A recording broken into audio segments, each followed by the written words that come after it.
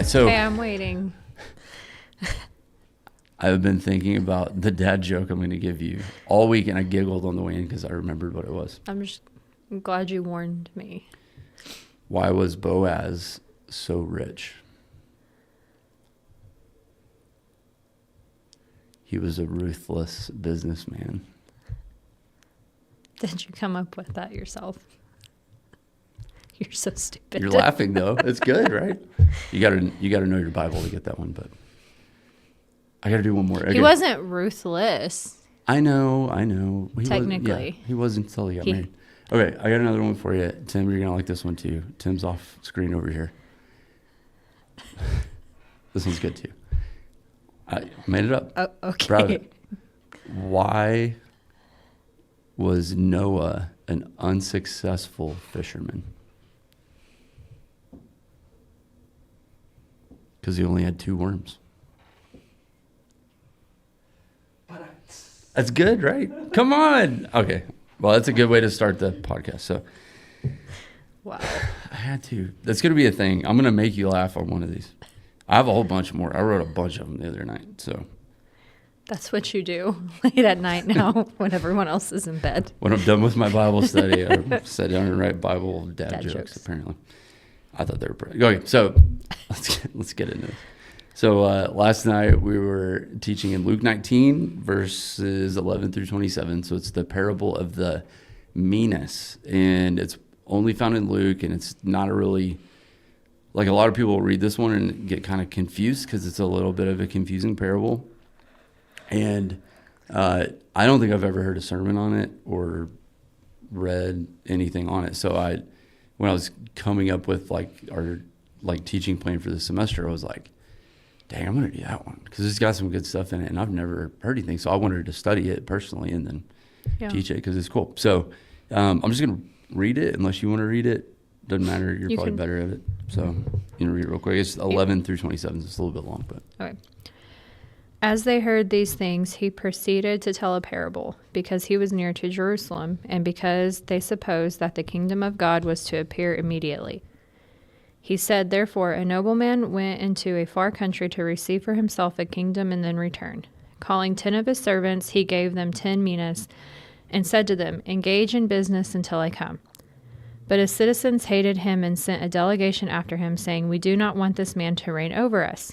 When he returned, having received the kingdom, he ordered these servants to whom he had given the money to be called to him, that he might know what they had gained by doing business. The first came before him, saying, Lord, your mina had made 10 minas more. And he said to him, well done, good servant, because you have been faithful in a very little, you shall have authority over 10 cities. And the second came, saying, Lord, your mina has made 5 minas. And he said to him, and you are to be over 5 cities. Then another came, saying, Lord, here is your mina, which I kept laid away in a handkerchief. For I was afraid of you, because you are a severe man. You take what you did not deposit and reap what you did not sow. He said to him, I will condemn you with your own words, you wicked servant. You knew that I was a severe man, taking what I did not deposit and reaping what I did not sow. Why then did you not put my money in the bank, and at my coming I might have collected it with interest? And he said to those who stood by, take the mina from him and give it to the one who has the 10 minas. And they said to him, Lord, he has 10 minas. I tell you that to everyone who has, more will be given, but from the one who has not, even what he has will be taken away. But as for these enemies of mine, who did not want me to reign over them, bring them here and slaughter them before me. I can't. It's hard to breathe. The pregnancy is getting real. Huffing and puffing. Good job. So yeah, it's kind of a confusing one, especially at the end, and there's some stuff in there that if you don't know the cultural context, you don't really understand what's going on. So we hit some of this last night, but the whole point of this is like really what didn't make it in the sermon. So quick recap. When I first started, we read it, and then I asked the kids if their parents had ever left them alone and left them in charge of something. So like maybe they go out to dinner, or they leave for the weekend and they leave you in charge of the house, or they leave you in charge of the dogs or your sibling or whatever. And everybody raised their hand. So good job, parents. If giving your kids some responsibility because everybody raised their hand. But that was one thing. And the question was always not like, did you do the thing? Or like, did you die? Because that was a question we always asked our kids was, did you die? Are you good? Okay. But it was really the underlying question is, are you trustworthy? Right? Are you responsible with what I gave you? Mm-hmm. And so we talked about that. And then that's really kind of the heart behind this parable is Jesus is telling them that he's going to leave and come back. And with the illustration that he's giving. And the point is, at the end, we are supposed to be responsible with what we've been given until Jesus comes back. So the cultural stuff in there is really interesting. So verse 11, the crowd thought that since they were going to Jerusalem, that Jesus was about to be what I always refer to it as kick booty Jesus. They were expecting Jesus to like free them from Roman rule and like, reestablish Israel and all this stuff. And he didn't yet, right? He had another mission in mind. And so, but they were all expecting him. They're like, oh, we're going to Jerusalem. Whoop. He's going to whoop butt. I know. Is it about to happen? Yeah. Is it about to go down? And so that's what they're asking Jesus when he tells them this parable. So the parable is really interesting. The stuff that didn't make it into the sermon that's I think really cool because I'm kind of a nerd. So I'm going to pull it up so I can give you the verses. But so the nobleman in verse 12 went into a far country to receive for himself a kingdom and then return. So that is significant, and everyone at the time would have known what he's talking about. So the way Rome worked, Rome, the city, you would go to the government and they would give you a kingdom if you were like a nobleman or somebody important in a territory or an area that you were in, that they had conquered. And so Herod the Great is an example of this. So Herod the Great was ruling over the area of Judea, which is where Jerusalem is at the time. And so Herod the Great was established or given that kingdom, and he was ruling as a king because he went to Rome, got the kingdom, and then came back. And this is really relevant here because he says, he called the 10 servants, gave them, basically there's 10 of them, gave them a mina each. And we'll talk about what a mina is. But it said, his citizens hated him and sent a delegation after him saying, we do not want this man to reign over us. And that's also culturally relevant at the time, which is cool that Jesus does this a lot. And a good pastor will do this too, is give you something that's like culturally relevant or something that makes sense to you. So Herod the Great got his royal status from Rome, and he died, and his son Archelaus, probably not saying that right, but his son Archelaus was to take over the kingdom that Herod was over, which included Jerusalem and, everywhere Jesus, walked, which was a lot. He walked a lot. But pretty much that whole region, Archelaus was going to take it over. So he had to go to Rome after his dad died to get the kingdom.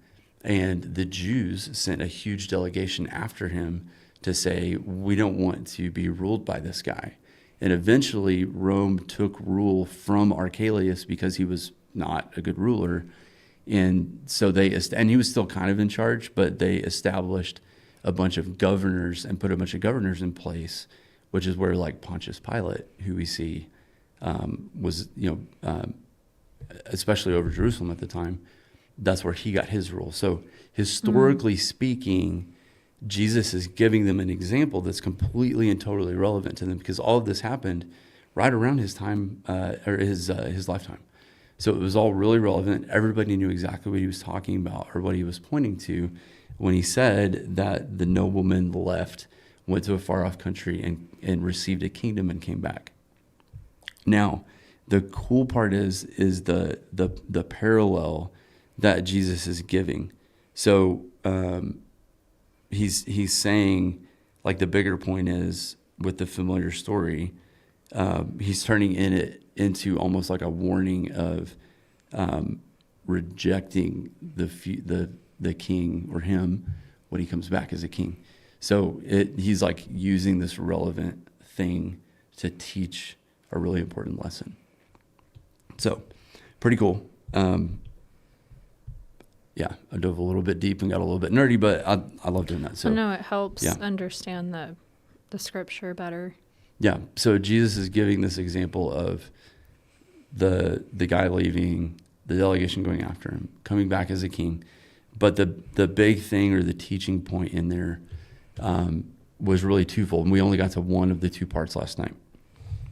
So the first part was, and the thing that we got to last night was really like, and a mina, by the way, I was going to get there. A mina is about 3 months' wages. So 20 to 30 grand-ish average nowadays, right? So it's not like a shabby amount of money that he was giving them. And he said, conduct business until I return. So he gives 10 servants, 1 mina each. And then he comes back and says, what'd you do with it? And the first two did something good with it. The first one said, I took your 1 mina and now it's 10. And so the now king said, well, I'm going to put you in charge of 10 cities, which is a big deal. And then, isn't it 10? Yeah, it's 10. Wait, I'm confused. It says he gave them 10 minas. So did he give 10 of them each, or he gave them each one? The way that we have translated it is a little bit confusing. I had to actually go back and look in my So they all got 1 minas. Okay. Yeah, it was 10 of them with 1 mina each. Okay. And we know that because how they answered too. So I mean, it's cool to know, but it's not the end of the world. No, detail. the first came to him, and this is verse 16, saying, Lord, your mina has made 10 minas more. So he's saying the 1 mina you gave me, I made 10 more. Okay. Right. And then he says, well done, because you've been faithful in very little, you shall have authority over 10 cities. So he was faithful with what he was given, and then he got rewarded with more authority, right? And the second one comes, Lord, your 1 mina has made 5 minas more. So he got a 5 times return. And the Lord gave him authority over 5 cities. Didn't scold him, didn't be like, well, why didn't you give me 10 like the other guy? The king. Yeah, the king. Yeah. The king didn't say, well, they call him Lord. Yeah. But the king didn't, and this was an important note to the kids, the king didn't be like, hey, well, why didn't you make 10 like the other guy did? He was like, that's great. You get 5 cities, right? So one of the points I made last night was the Lord's not calling you to be like impressive with what he gives you. He's just calling you to be faithful with what he's given you. And we all have different calling in our lives. We all have different gifts. We all have different positions. We all have different things that we're given. And it's not necessarily the outcome that the Lord's looking for. He's looking for our heart. He's looking for how faithful we are with what he gave us. So before we get to the last guy, what are some of the things that he gave us? And this is some of the stuff that we didn't really get to touch on last night because of time. It could be things like your time, your talent, your friend group, your influence, your spiritual gifts, the opportunities that the Lord puts in front of you. They're all gifts. And I was talking to Jason. Jason went to Oasis last night. I picked him up, and I was telling him about this, and he said, and I have this in my notes, but Jason actually said it, so I was really proud. It was like a proud dad moment. But he's like, well, I think the most important gift's the gospel. And I was like, bro, you nailed it. Parent win. I know, it was great. So yeah, and that was one of the points in the sermon was the most important thing that we've been given is our knowledge of the gospel. And so what are we doing with the things that the Lord gives us? And it's also our resources and all of these things too that we have. None of it's random. None of it belongs to you. It's all a gift. And so we're called to be faithful with it while the Lord's gone. Yeah. And it can be money also. It's not the end all be all, but yeah. Too, yeah. So not to like re-preach the sermon, we'll keep going.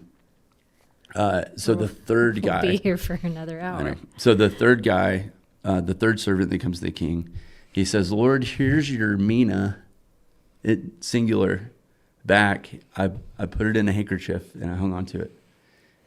So he didn't do anything with it. He just hung on to it. And this is similar to that other parable in like Matthew that Jesus is teaching when he's on the Mount of Olives. It's that Olivian discord is what it's called. But like when they're having this discussion, Jesus gives that other parable that's really similar to this one, where the servant just buries it, right? Same kind of thing. This guy took the mina and just wrapped it in a handkerchief and kept it on him.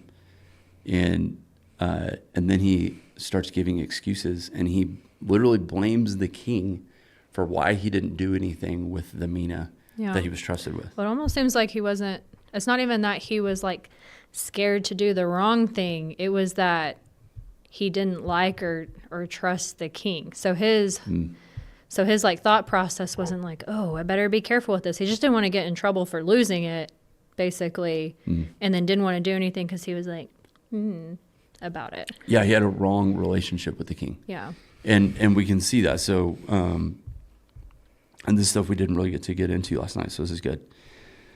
So, let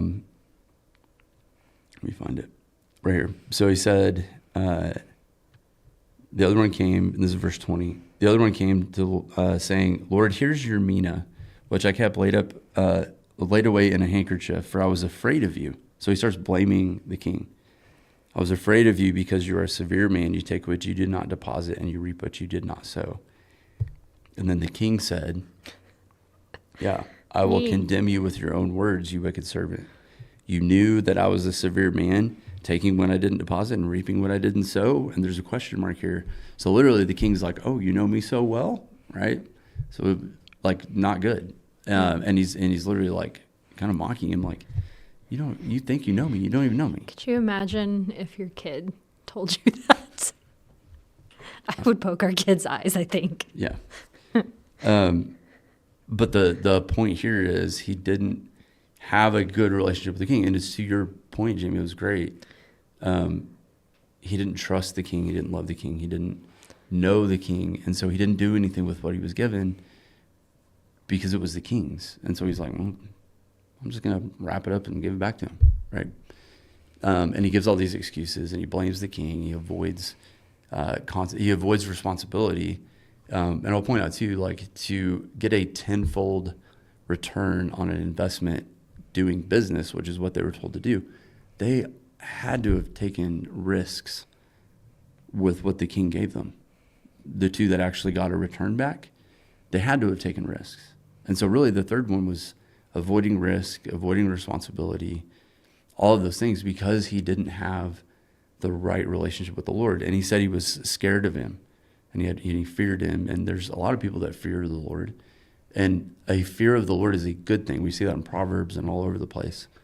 But it's the right kind of fear that matters. Was it Ava? It was Ava. I didn't get to hear everything what she said. So if you remember, you should share it. Yeah, so I asked the kids, what is the difference between healthy fear of the Lord and an unhealthy fear of the Lord? Because healthy fear of the Lord is great. It puts everything in perspective and puts us in our place too, right? And Ava said, it's like when you walk up to the edge of a cliff, you have a healthy respect for what's on the other side of that edge of the cliff. And so you stay far enough away from it that you don't fall off. An unhealthy fear is like, I'm never going to Palo Duro Canyon ever, right? Because I don't want to get anywhere near the cliff edge. It was perfect. Ava nailed it. So good job, parents. So so it was a perfect example of what a healthy fear is versus an unhealthy fear. So when that relates to the Lord, we have a healthy fear of the Lord. So we have reverence for him. We have awe for him. We know and understand what he's capable of. But because we know him, we know his character. So yes, he's just, and yes, he's all powerful and all knowing and all of these things too, but he's also loving and kind and merciful and slow to anger and gracious. And so, and he loves us. And so knowing God's character changes our perspective, and puts our fear in the right place. Mm-hmm. So, which to me has come and mostly comes, I think, from being in the Word and reading and seeing God's character over and over. I think a lot of people wrestle with the fact of how can God be both of those things at the same time all the time? I think is where a lot of people get hung up at. Yeah, for sure. It almost sounds too good to be true, right? So like this God that created everything and is so big and huge, and we look at how big like the universe is and stuff, but he still loves me like that. It sometimes sounds too good to be true. So I asked the kids what their excuses were, right? And with that, the most important thing that we've been given is our knowledge of the gospel. So it was like, and I've heard this from all the kids, including our kids, like sharing my faith is really awkward and I don't want to lose my friends, or I'm too young, or I don't know enough about the Bible, so I don't want to talk about it and sound stupid, or, I mean, you can like keep going on, right? I'm a kid. I'll get serious about it when I'm an adult. Just waiting for the right moment, right? But all of those excuses lead to disobedience, because when you have that saving knowledge of grace through faith, you have the knowledge of the gospel, then we're called to share it, no matter the cost.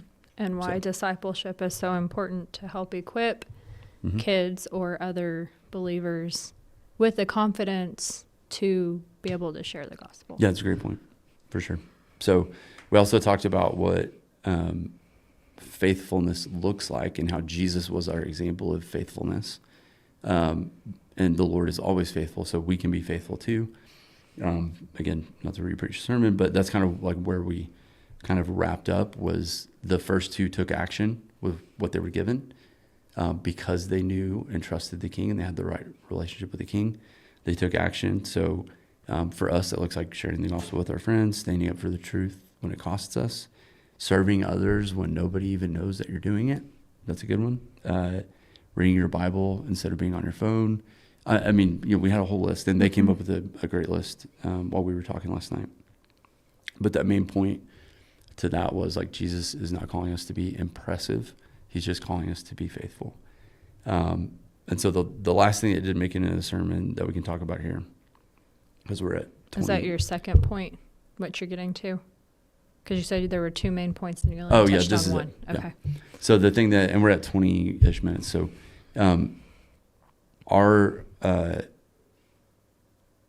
response to what we've been given reveals our relationship with Jesus. So, and that was one of the things that I wanted to point out, was like lots of people say they believe in Jesus or say they're a Christian, but you would never know it. You would never know it by their actions or what they're doing with what they've been given. So, and twofold, either they don't have the right relationship with the Lord. Exactly. And I'm going to keep coming back to it, or they haven't been discipled well. Because that was part of my experience after I became a Christian, is now what?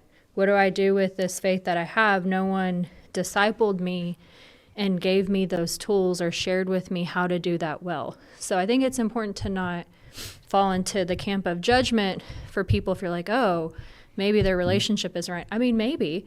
But maybe they also just haven't been discipled. Maybe they don't have some of those tools or the knowledge to understand how to do that. So I think there's two. I always play that part, I know, but I think it's twofold. Can be. I'll add to that too, and this is a little bit of a call out to you parents that are watching this too. We see your kids a couple hours a week. You see them most of the week. And especially when school's out and stuff. And it takes both. It takes both. Yeah. You are the primary disciplers of your kids. It's not my job to do that. It's my job to help enforce what you should be doing in your home. So I still love you, but you should be doing that too. And so that's where, the other thing that we do as like in ministry, and I've always tried to do especially as a youth pastor, is help parents who don't do that and know they want to, don't know where to start maybe or whatever, how to teach or how to lead your family. Let's go grab coffee. We'll talk about it, because to me, that's the most important thing. Yeah, don't be afraid to ask questions. whether that's you or, I mean, Daryl or someone, someone that you trust that is wise and godly. Tim, Tyler, they're all really, really good. And I'm kind of calling out the men because it is kind of a role to be the head of the house, like the priest and the provider and the protector of our homes. And so, anyway, we don't have to go down that rabbit hole, but, yes. So especially you dads, if you want some advice there, want some help, any one of us will be more than happy to do that. And moms too. So, so I think sorry, I got you off on a tangent. No, you're good. My Adderall hasn't really kicked in. Okay, here we go. So lots of people that say they believe in Jesus, you would never know it. And when you look at their lives, you see things like excuses, apathy. Blame shifting. Yeah. They're too busy trying to look like the world or blend in with the world when we're called to be different. So the deeper issue isn't just like, why aren't you doing more? The deeper issue is, do you really know Jesus as the king of your heart and the king of your life? Because when you do, then you take action with what you've been given. Mic drop. Maybe not mic drop, but I think it's a great point to end it on. So, So we're going to touch on that some more Sunday. In Bible study, yeah. And then we have the questions that we're going to ask. Mm-hmm.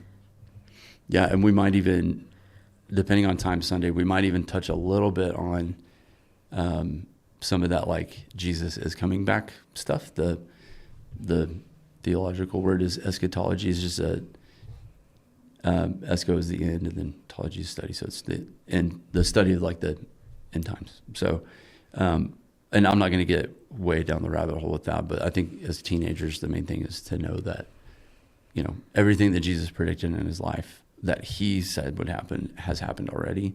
So anything that he said will happen that hasn't is definitely going to happen. And so it's important to at least know about that stuff. Mm-hmm. So, but that's not really the main point of Bible study, but that is something that Jesus is pointing to in this parable. Yeah. So we'll probably touch on it. Yeah. So, it'll be good. Yeah. So yes, parents, please read through the parable with your kids. Ask them about it. Have a dinner conversation about it. Because they are chatty and they are interested. Oh yeah, and they're very smart. Yes, they are very smart. So. Yeah. Oh, one more big thing. We ended the sermon last night with the gospel, and I always try to do that every night. Every time we get together, I always make a point to present the gospel. And so the good news here in this story is we don't all have to be perfect servants. And we don't all always have to do the right thing with what we've been given. We're called to, but we're not judged on our performance. We're judged on what Jesus did. And so I just ended it by encouraging the kids and saying, look, don't beat yourself up if you're not great at this. It takes time to get good at it sometimes. And we don't have to be perfect, because the only one that was perfect at this was Jesus. And that's why he paid for our way to heaven. And so we're not judged on our performance. We're not judged on how many Minas did we produce. We're literally, when it's all said and done, we're judged on, did we accept what Jesus did on the cross for us? So I made a point, and I drive this every week. We drive this home. We're saved by grace alone, through faith alone, in Jesus alone. Mm-hmm. So. Yep. Cool. Yeah, good stuff. It'll be fun on Sunday. Yeah.